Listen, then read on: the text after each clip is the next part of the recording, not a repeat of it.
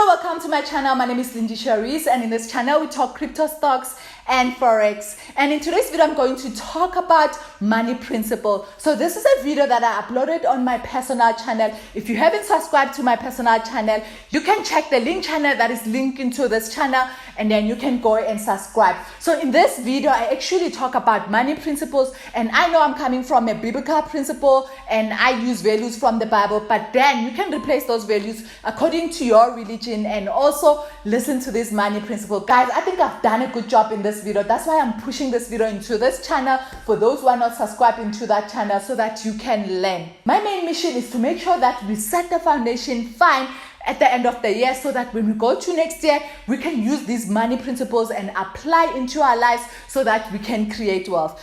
Without wasting time, let me roll this video so you can learn. Principle number 8, it is important and wise for us to leave inheritance for our kids, and not just our kids, for the generation and the future generation and the future generation. You have to enjoy your money as well.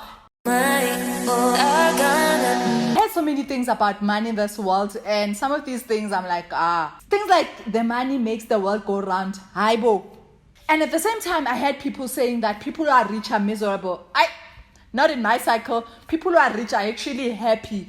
But then I am not stupid to know that money doesn't bring happiness. So money only amplifies, according to what Dave Ramsey says. And I agree with what he's saying, that when you get money and you are a stupid person, you will become more stupid. If you are a giver, you will give even more.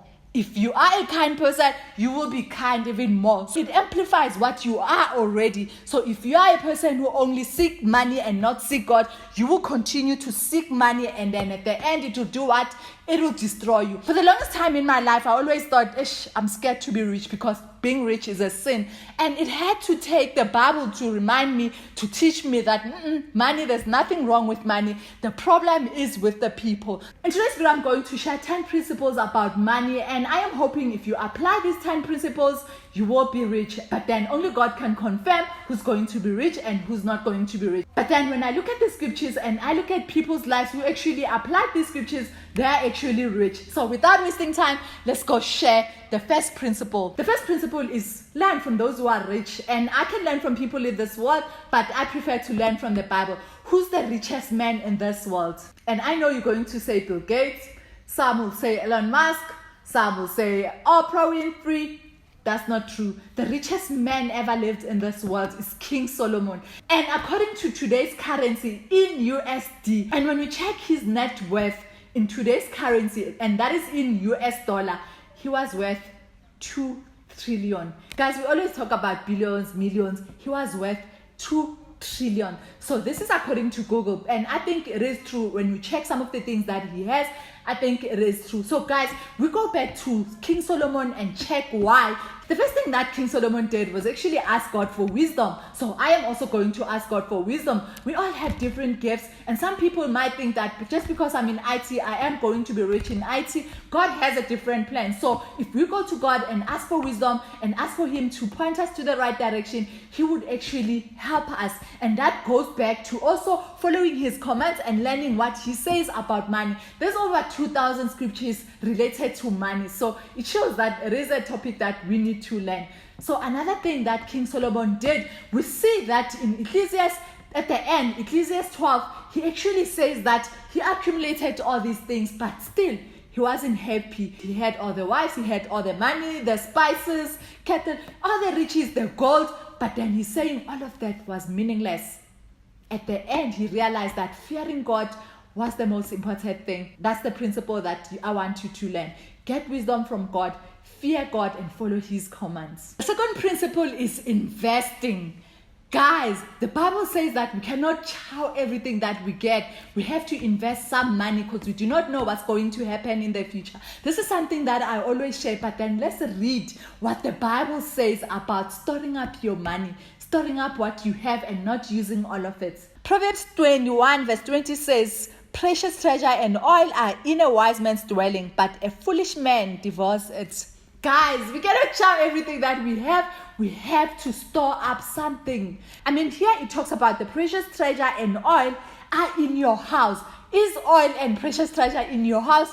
If it's not, you need to start investing, because oil and precious treasure, it was something that was considered high in those days. And in our days, money, we need to invest our money, make sure that our families, we do have treasures that is stored. We shouldn't eat everything, guys. And now let's look at a famous wise woman in the Bible. In Proverbs 31 verse 16, it says, she considered a field and buys it. With the fruit of her hand, she plants a vineyard. With the fruit of the hand, guys, you cannot want to be rich. You cannot want to accumulate wealth if you are not willing to work. Everyone is expected to work. And there are so many people who will come up with excuses. There aren't any jobs and do nothing during the day. There are so many people who come from outside world and come to South Africa. The first thing, they will be selling tomatoes on the street. Next thing, they buy cars. Next thing, they have a shop. Next thing, they are building big houses back home. So guys, we have to use our hands. And it says, she considered a field and buys it with the fruit of the hand. So you need to be fulfilled with working hard. Embrace working hard. Love working hard, because it is what you're going to use in order to buy a field, to buy land, to buy properties, to start your businesses. You have to work. The third principle is actually giving to the poor.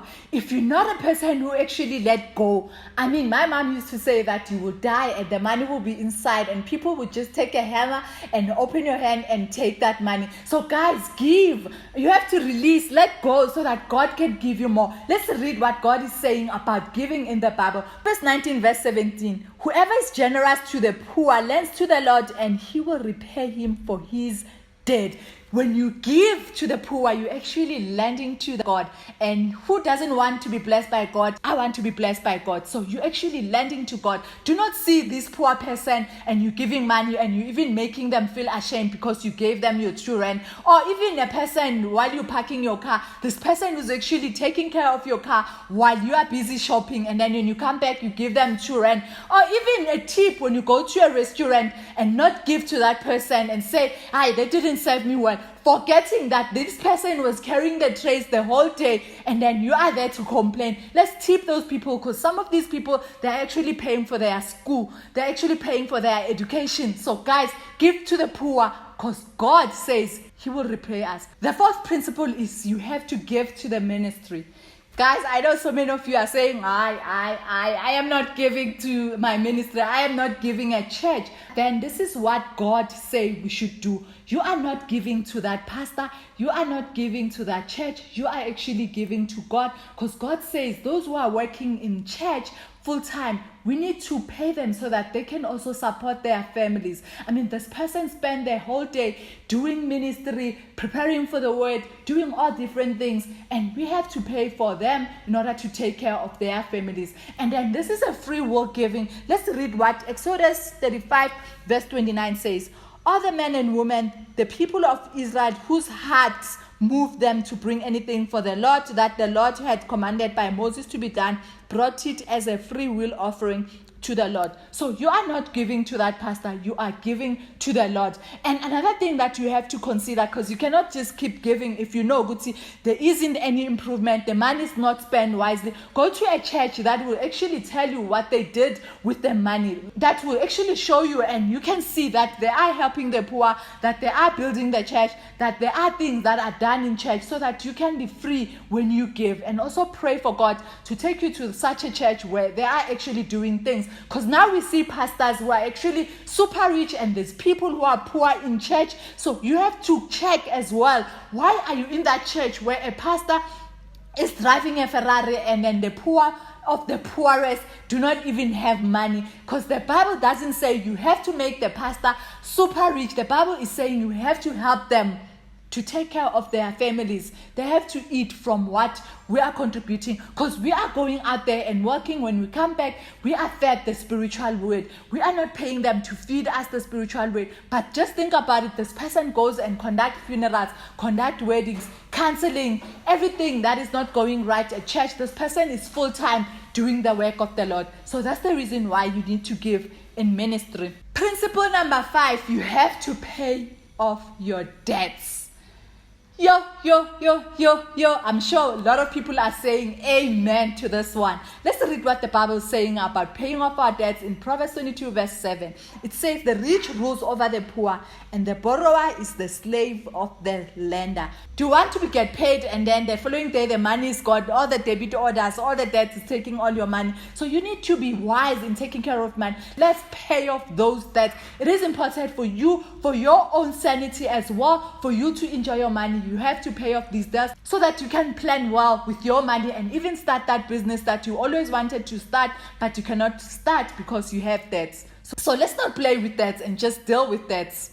Principle number 6, we have to save for that rainy day. This is what we call emergency fund, because that day is coming when your child will come back from school with one shoe and you have to go buy. Or that day when you check a pregnancy test and you are pregnant. Or that day when you are just driving, minding your own business, and then a wall just come in front of you. So that day will come where you need to pay something in order to fix something that you really need in your life. Genesis 41 verse 47. During the 7 plentiful years, the earth produced abundantly, and he gathered up all the food of the 7 years which occurred in the land of Egypt, and put the food in cities. He put every city the food from the field around it. And Joseph stored up grain in great abundance, like the sand of the sea, until he ceased to measure it, for it could not be measured. So we need to save, especially when we get money. We cannot say we'll start saving when we have money. What if we do not have money in abundance? So we have to start saving with the little that we have, because you never know when you might need that money. So this is principle number 6. Let's move on to principle number 7. You have to make budget. I mean, you cannot travel from one place to another without knowing exactly how much it's going to cost. I mean, you have to know how much petrol you're going to need. You have to know what food you're going to need, because obviously maybe you might want drinks on the road. You have to know everything to do with that trip, the toll gates and the hotel where you're going to sleep. You need to know all these costs. If you don't know how much you're going to need for that trip, so you might as well not do it. So the same with budget. We have to know how much money do we use in our life, and how much money do we use for school, for transport, all these other things. We have to list them down and plan. So let's read what the Bible is saying in Luke 14 verse 28. For which of you, desiring to build a tower, does not first sit down and count the cost, whether he has enough to complete it?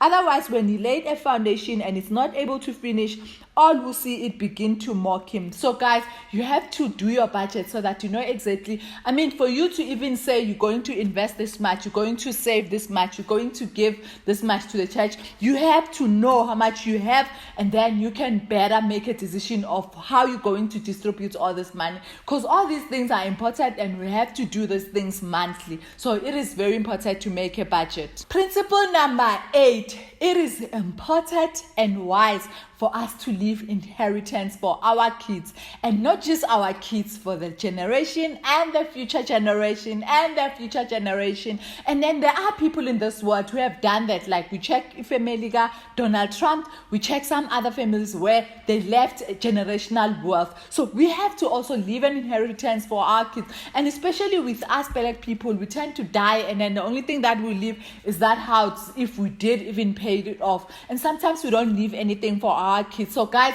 it is important, it is biblically, and I am going to read Proverbs 13 verse 22. A good man leaves an inheritance to his children, but the sinner's wealth is laid up for the righteous. So guys, you have to leave an inheritance for your kids. It is important. It is in the Bible. God wouldn't say it if it wasn't important. Principle number 9, develop good habits with our lives. It is important to sleep enough, because how are you going to build your business? How are you going to think and even think properly with a mind that has rested?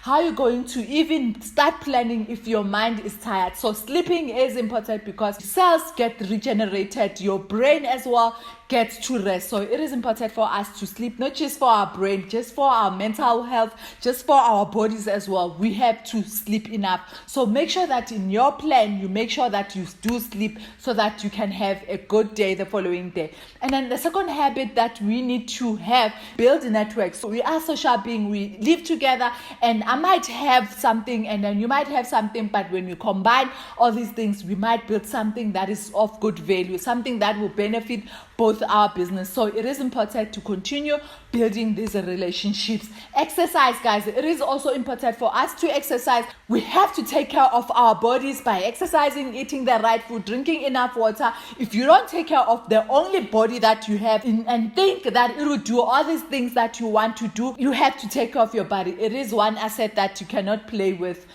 Another thing that we need to do, we need to strike a balance between work and family. It is important not to overwork and then your family feel neglected, or to spend way too much time and your family is not well provided for. The work-life balance is important for you guys to manage it proper, and that goes with the other factors that I have listed. It is important for us to know that we are going to fail.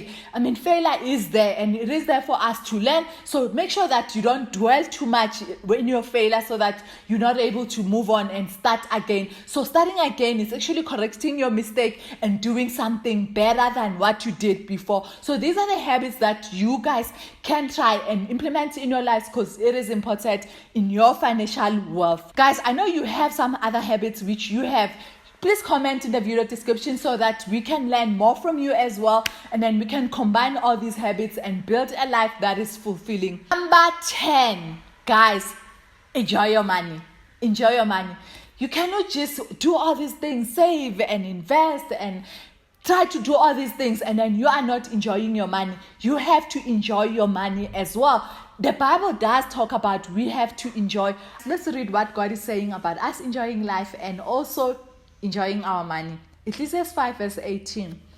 Behold, what I have seen to be good and fitting is to eat and drink and find enjoyment in all the toil with which one toils under the sun the few days of his life that God has given him. For this is his lot. Every one also to him God has given wealth and position and power to enjoy them and to accept his lot and rejoice in his toil. This is the gift of God. So guys, it is a gift of God for us to enjoy this money. So work hard, do all these principles, and make sure that you accumulate wealth. Thank you so much for watching, and I hope you will read all these 10 principles and go through the word and understand. And do remember that God says we must enjoy our money, and that money is not only for you, it is also for someone else. Someone's supper, it is in your salary. So make sure that you make wealth so that we can help as many people as we can. Thank you so much for watching. Don't forget to hit the bell notification, comment and subscribe, and don't forget to share the video with other people. Thank you so much for watching.